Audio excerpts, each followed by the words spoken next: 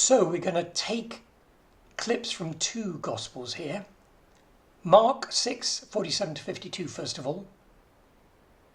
Later that night the boat was in the middle of the lake and Jesus was alone on the land. He'd dismissed all the crowds earlier on and the disciples had gone on to row the boat to the other side.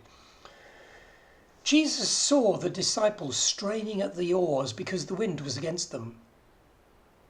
Shortly before dawn, he went out to them, walking on the lake. He was about to pass by them, but when they saw him walking on the lake, they thought it was a ghost. They cried out, "Ah!" because they all saw him and were terrified. Immediately, Jesus spoke to them and said, "Take courage, it's I, don't be afraid." Matthew 14:28 to 31. "Lord, if it's you," Peter replied, "tell me to come to you on the water." "Well, come," Jesus said. Then Peter got down out of the boat, walked on the water and came toward Jesus. But when Peter saw the wind, he became afraid and was beginning to sink and cried out, "Lord, save me!" Immediately Jesus reached out his hand and caught him. "You have little faith. Why did you doubt?" Then he climbed into the boat with them and the wind died down. They were completely amazed, for they hadn't understood about the loaves. Their hearts had been hardened.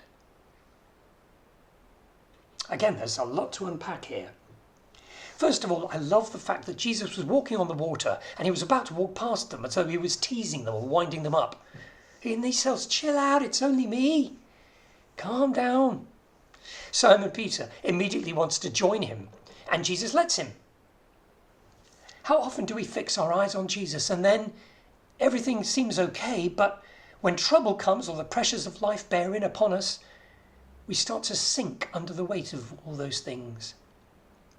There's a metaphorical side to this, but Peter was also genuinely walking on the water. But then he took his eyes off Jesus. Now, they hadn't understood about the loaves, the feeding of the 5,000. It was, I don't know, like a riddle to them. And the significance of what had happened when the nearly 10,000 people had been fed. They were still amazed. They couldn't put all the puzzles together somehow.